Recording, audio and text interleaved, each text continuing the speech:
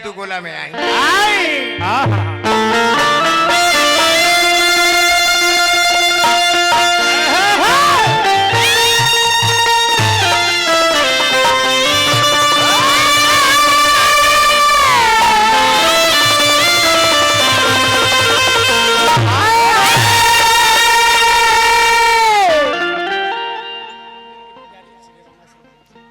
देखिए हमारा मंदिर के पुजारी बनी घनसारी पुल पर के जन मंदिर बन रहा बा वो मंदिर के पुजारी जी रमाशंकर मिश्रा जी सैकड़ों रुपया पुरस्कार देनी बाबा के बार बाप लगी आशीर्वाद के प्रतीक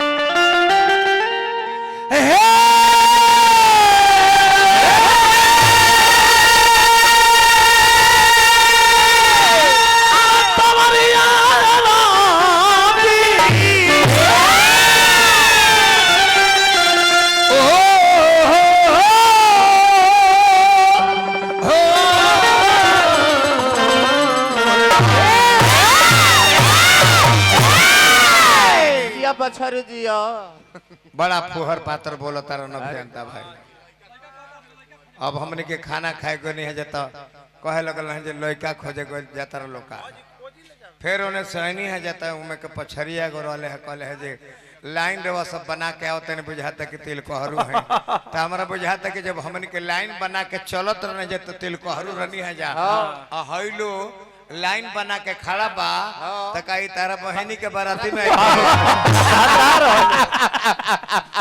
ई कोनो मतलब है ना महाराज हद हाल भाई ई कहां कोई बड़ा सही तब पूछी तो अपने कहां कोई बड़ा लावा में रहे हां एगो लाइन ई कुल ही लो हां एको जने में बाड़े ना ना कहां कोई बड़ा लो बहिन भागल भी तो न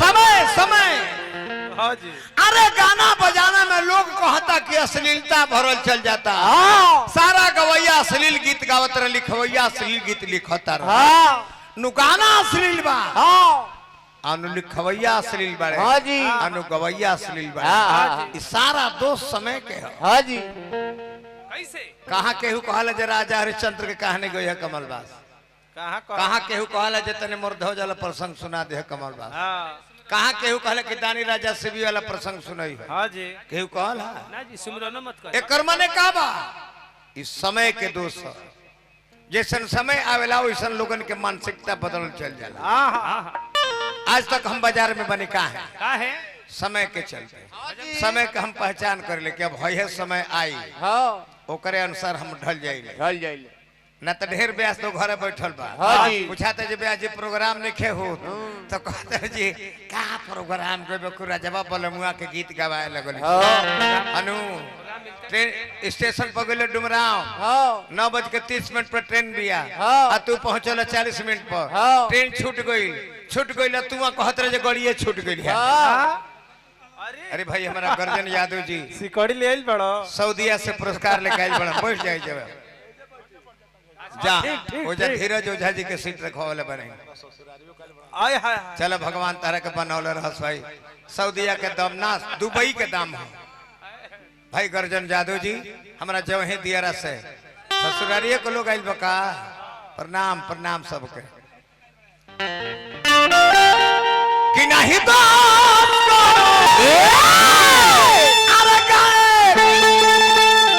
गवैया के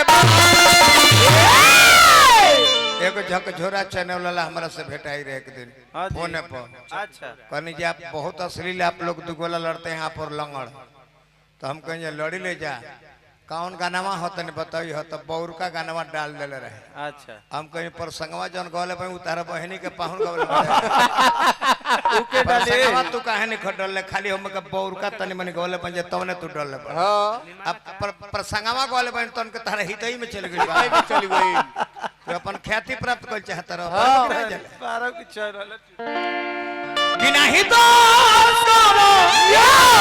अरे गाए गवैया के सारा दोष से बाबूजी ए समैया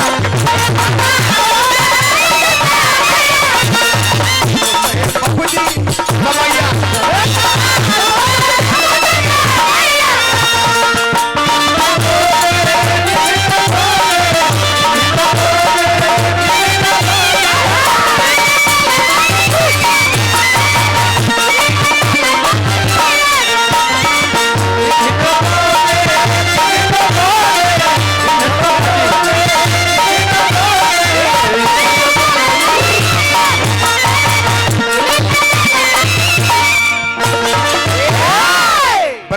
मेला मलिकार श्री धीरज ओझा जी 500 हमरा कर 500 पिंकी के भी इनाम देले बने। जय हो जय मेला मलिकार के बार बाप लगी आशीर्वाद के प्रतीक्षा बा। और बा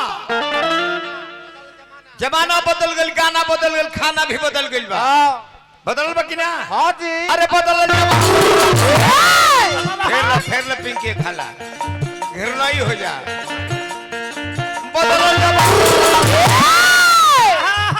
बदल गई गाना, केहू कुछ गावता केहू करत नहीं खे माना। काहे जी? काहे न बफर सिस्टम हो गई। हाँ जी।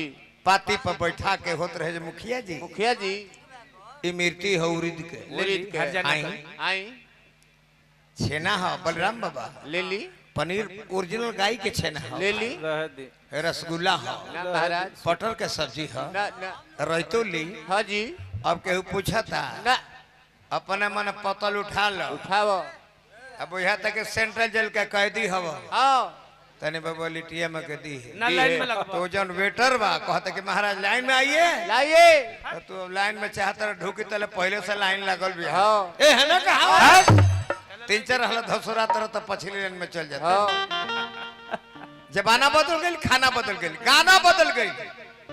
पूर्वी निर्गुण कहाँ लोग गावत, ओकर श्रोता कहाँ बढ़े।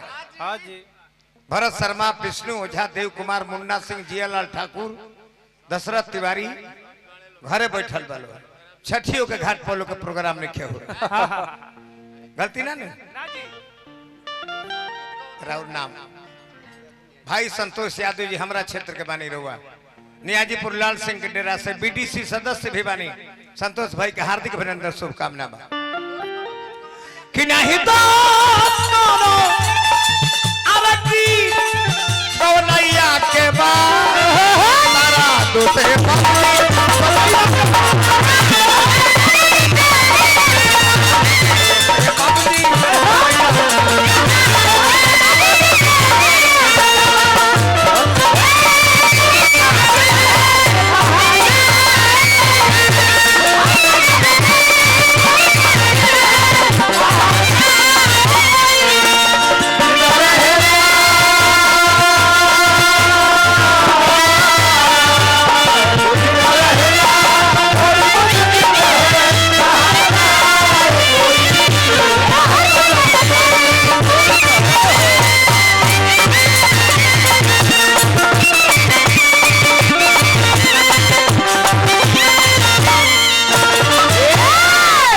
मान्य रामायणी श्री पारस शास्त्री जी सैकड़ों रुपया आशीर्वाद रूप में देनी बाबा के बार बापा लगी बा बलराम बाबा। और सुनो पहले केहू फाटल धोती कुर्ता पहन के जे 60 बरस के होई उहे जानत होई। हाँ जी डांडी लागल धोती, खोच लागल कुर्ता, ही तो लोग पहन के ना जाए। हाँ जी शिकायत होई। हाँ जी अब तो जन पैंटा 12 ठही फाट रहता हाँ जी ओकर 12,000 दाम 6 ठही फाटल बताओ ना के 6,000 दाम। अरे महाराज 4 ठही फाटल बताओ ना के 4 या 2 ठही फाटल बा 2,000। अगला आवेला सीजन में देखी हो। हाँ जी अभी तो आगा न फाट रहता चूतर पर 15 ठही फाटल है। 15,000 साफ होने से लौकी लौकी तना के 15,000 दाम देखी आवेला सीजन में। गलती ना कने यह समय है फटलके के वैल्यूएशन ज्यादा हो गई। पहले फटल के शिकायत रहे, फटले के वैल्यू बढ़ गई। हाजी पहले से बेसी अरे बढ़िया से बेसी आज बाउरे के मोलबा जे निमन गावता बैठ के छील तो घर में ओलबा। के बरापुर मेला के मलिकार मान्य धीरज ओझा जी 1000 रुपया फिर पुरस्कार देनी बाबा के बाद बापा लगी बा।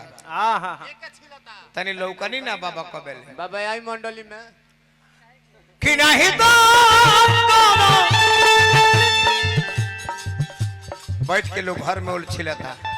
सुखनंदन यादव व्यास संस्कृति में बोलत रहे हैं और संस्कृति में गावत रहे हैं। हाँ पुलिस राय हाँ कुरान शरिया में हमरा संग दुगोला देखल कब सब हाँ जी गलती ना नु मरत ले सूर अरे बाप रे अरे बाप एक घड़ी पूछनी जे ब्याह जी तो कहल जी हो अहो। सालों में एक आधो गो प्रोग्राम छठियों के घाट पर नहीं तो नौमी में होता न दशहरा में हाँ जी हम कहीं और जमाना नहीं खेल ना जी समय के बदलाव हो गइल बा रवा वही जे बानी हाँ बाकी जी। समय बदल गइल बा हाँ जी हाँ भाई कि नहीं तो दोनों अरे श्रोता सुनवैया में बा खाली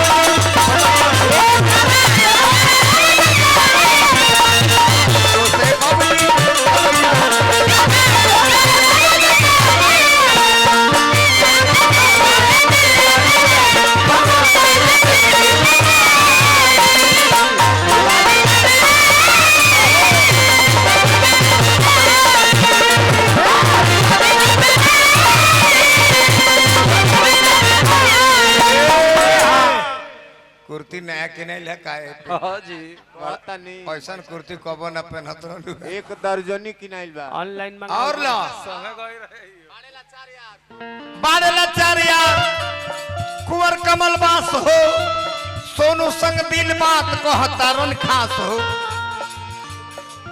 कि नहीं दोस्त कोनो